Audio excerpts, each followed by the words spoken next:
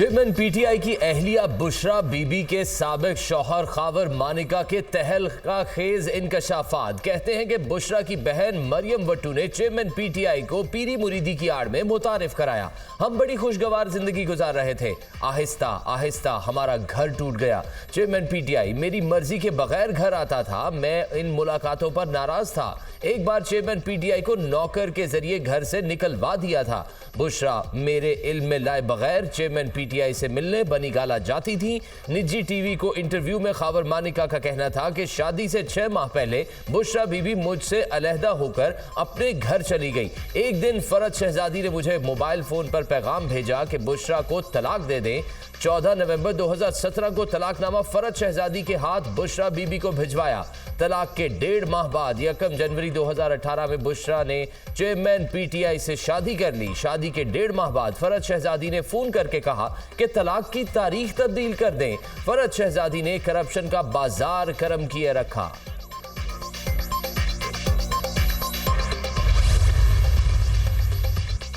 अल अजीजिया और Avenfield references में सजाओं के खिलाफ नवाज शरीफ की अपीलों की समाअत आज होगी। मुस्लिम लीग नून के कायद इस्लामाबाद हाई कोर्ट में आज पेश होंगे।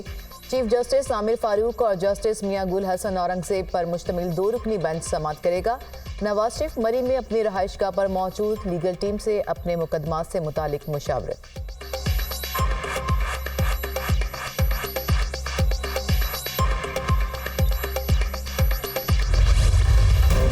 चीफ जस्टिस काजी फाइज ईसा की जेर सदारत सुप्रीम जुडिशल काउंसिल का इजलास। जस्टिस मुजाहिर अली अकबर नकवी के खिलाफ शिकायत पर कार्रवाई मुकम्मल न हो सकी। जुडिशल काउंसिल का इजलास आज से पहर 3 बजे दोबारा होगा। इजलास में लाहौर कैंटोनमेंट बोर्ड के मुतल्लिका अफसरान भी शरीक। जस्टिस मुजाहिर नकवी के खिलाफ शिकायत का जायजा लिया गया।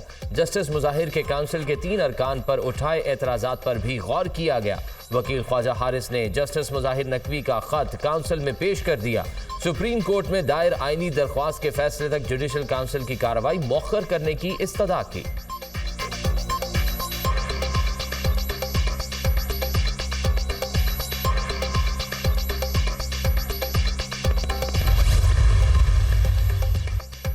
सुप्रीम जुडिशल काउंसिल ने जस्टिस सरदार तारिक मसूद के खिलाफ शिकायत मुत्तफिका तौर पर खारिज कर दी।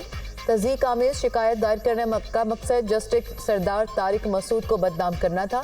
जस्टिस सरदार तारिक के खिलाफ शिकायत मुस्तरद की जाती हैं। तज़दीक आमेज शिकायत दायर करने पर आमिना मलिक के खिलाफ कार्रवाई का फैसला बाद में करेंगे। एडवोकेट अजहर सदीक को नोटिस जारी कर दिया, 7 दिनों में वजाहत दें।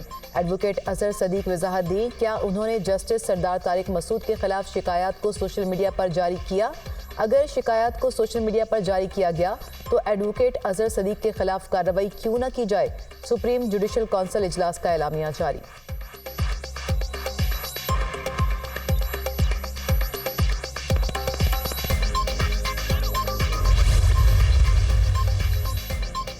जस्टिस मुजाहिर नकवी ने सुप्रीम जुडिशल काउंसिल की कार्रवाई सुप्रीम कोर्ट में चैलेंज कर दी। सुप्रीम जुडिशल काउंसिल की कार्रवाई खत्म करने और नोटिस गैर कानूनी करार देने की इस्तदा। जाहिर किए गए असासे जज के खिलाफ कार्रवाई की बुनियाद नहीं बन सकते। टैक्स हुकाम की जानिब से असासों पर कभी कोई नोटिस नहीं आया। मेरे खिलाफ शुरू की गई मुहिम अदलिया पर हमला है। काउंसिल ने मेरे एतराजात तय किए बगैर आइंदा कार्रवाई का नोटिस भेजा। सुप्रीम जुडिशल काउंसिल ने 27 अक्टूबर को प्रेस रिलीज जारी करके मेरे बुनियादी हुकूक की खिलाफ वर्जी की। दरख्वास्त में जस्टिस मुजाहिर नकवी का मौक़िफ़।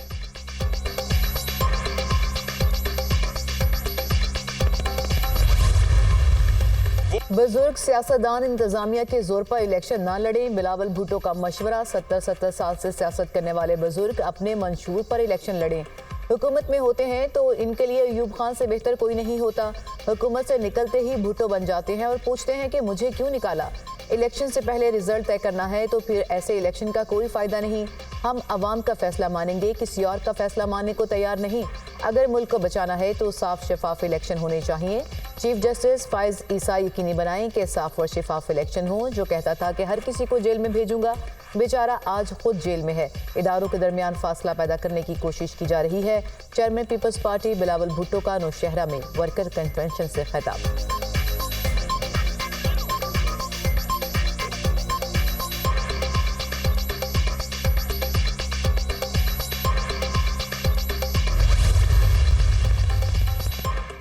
फैजाबाद धरना केस के इंक्वायरी कमीशन ने काम शुरू कर दिया। साबिक आईजी अख्तर शाह की जेर सदारत पहला बाज़ाब्ता इजलास। कमीशन ने इब्तदाई तौर पर तमाम रिकॉर्ड तलब कर लिया। अब तक होने वाली इंक्वायरी रिपोर्ट्स भी मांग ली। कमीशन का फैजाबाद धरने से मुतालिक वीडियो रिकॉर्ड लेने का फैसला। आइंदा इजलास में धरना केस के तमाम मुतल्लिका अफसरान को तलब करने का फैसला किया जाएगा।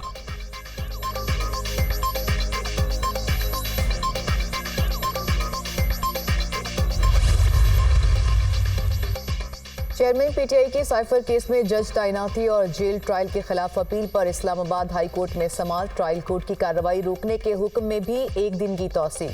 चेयरमैन पीटीआई को लाहक सिक्योरिटी खदशात से मुतालिक रिपोर्ट तलब। जज की तैनाती का जो तरीकाकार अपनाया गया वो दुरुस्त नहीं। वकील सलमान अकरम राजा के दलाइल। आइन में इख्तियारात की तकसीम वाज़ेह है। बड़ा मसला ये है कि मातहत अदलिया का स्टाफ वज़ारत कानून के मातहत है।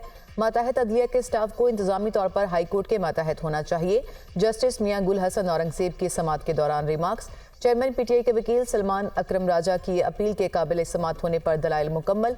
12 सितंबर के बाद के नोटिफिकेशन की स्टैंडिंग मुख्तलिफ है। अदालत अपील के काबिल समाअत होने का फैसला करते हुए 29 अगस्त के नोटिफिकेशन को अलग से परखे। अटॉर्नी जनरल के दलाइल। केस की समाअत आज फिर होगी।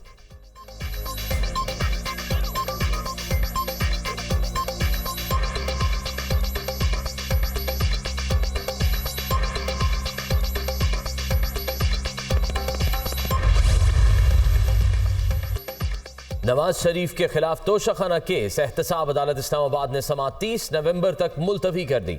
नवाज शरीफ का दिफा का बयान कलम बंद करने की दरख्वास्त मंजूर। दरख्वास्त पढ़ने का वक्त दिया जाए। नायब प्रोसिक्यूटर की इस्तदा। इसमें क्या मसला है? नवाज शरीफ को बुलाकर बयान रिकॉर्ड कर लें। जज मोहम्मद बशीर के रिमार्क्स। नायब प्रोसिक्यूटर हमें सवालनामा दे दें, हम जवाब दे देते हैं। वकील सफाई के दलाइल।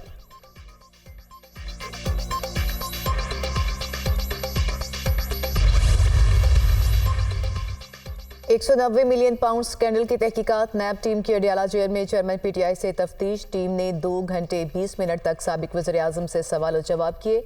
नैब 15 नवंबर से रोजाना की बुनियाद पर चेयरमैन पीटीआई से तफ्तीश कर रहा है।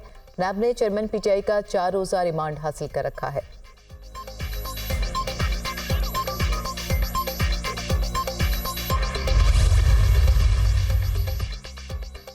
चीफ जस्टिस काजी फाइज ईसा ने इंटरनेशनल इस्लामिक यूनिवर्सिटी की इंतजामिया के खिलाफ तहकीकात का मुतालबा कर दिया। चीफ जस्टिस ने सदर, चेयरमैन HEC और वफाकी वजारत तालीम को खत लिख दिया।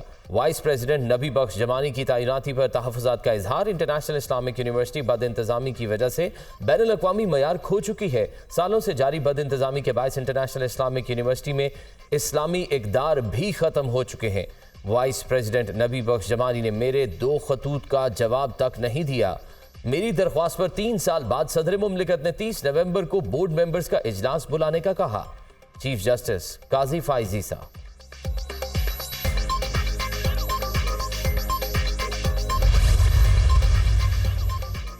हक महर की अदम अदायगी का मामला। 6 साल केस चलाने और हक महर अदा न करने की सजा। सुप्रीम कोर्ट ने शौहर पर 1 लाख रुपए जुर्माना आयद कर दिया।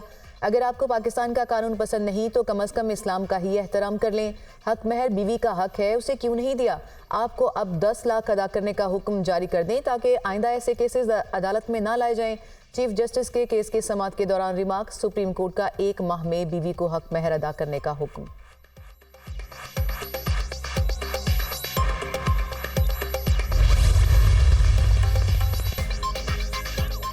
फैसलाबाद इलेक्ट्रिक सप्लाई कंपनी के मुलाजिम को पंजाबी में दलाइल महंगे पड़ गए। चीफ जस्टिस काजी फाइज ईसा और जस्टिस अतर मिनुल्लाह ने खूब क्लास लेने के बाद दरख्वास्त खारिज कर दी। आपको किसने नौकरी दी? किसकी सिफारिश पर नौकरी मिली थी? क्या आपका इंटरव्यू भी पंजाबी में हुआ था? चीफ जस्टिस के रिमार्क्स। 1990 में इंटरव्यू देने गया, भर्ती हो गया। बिल डिस्ट्रीब्यूटर हूं, इंटरव्यू भी पंजाबी में हुआ था। मुलाजिम का जवाब।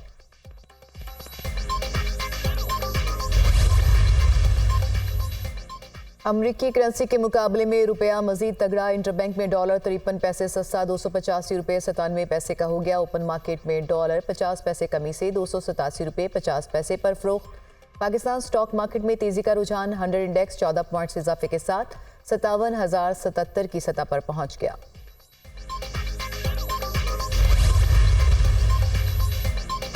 पाकिस्तान के तरक्याती मंसूबे बजट से 14 गुना ज्यादा है। मौसमियाती तब्दीलियों से निपटने के लिए बजट इंतहाई नाकाफी है।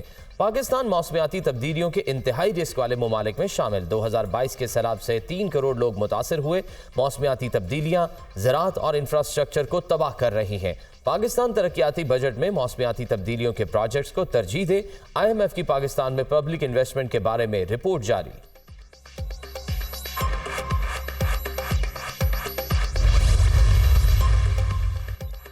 हम गजा में फ़लस्तीनी बच्चों का होलोकॉस्ट देख रहे हैं। निहत्ते मासूम बच्चों का कत्ल आलमी कवानीन और इंसानी हकूक़ की शदीद खिलाफ वर्जी है। गजा में जारी बर्बरियत फौरी बंद होनी चाहिए। गजा में होने वाले वाक़यात को इंसानी हकूक़ के तनाजुर में देखा जाए। पेशावर फ़ौज कभी निहत्ते शहरियों और बच्चों को निशाना नहीं बनाती। निगरान वज़ीर-ए-आज़म का बच्चों के आलमी दिन पर तकरीब से खिताब। इनवारुल हक काकड़ ने ज़ारा अलर्ट ऐप का इजरा कर दिया।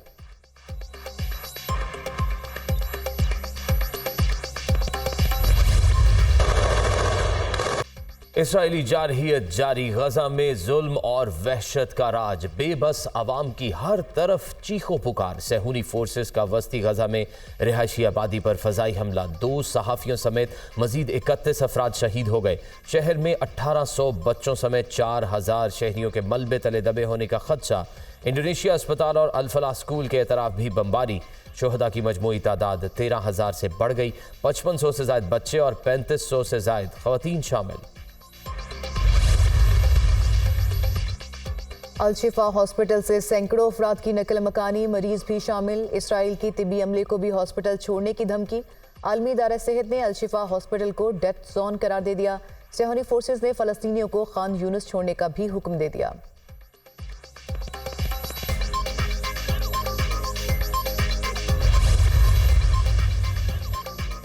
गजा की सूरत हाल। बीजिंग में इस्लामी ममालिक के वज़रा की बैठक। फौरी जंग बंदी का मुतालबा। वज़रा के वफ़द की अक़वाम मुत्तहिदा की सलामती काउंसिल की मुस्तकिल रुकनीत रखने वाले ममालिक के अहदेदारों से भी मुलाकात शेड्यूल।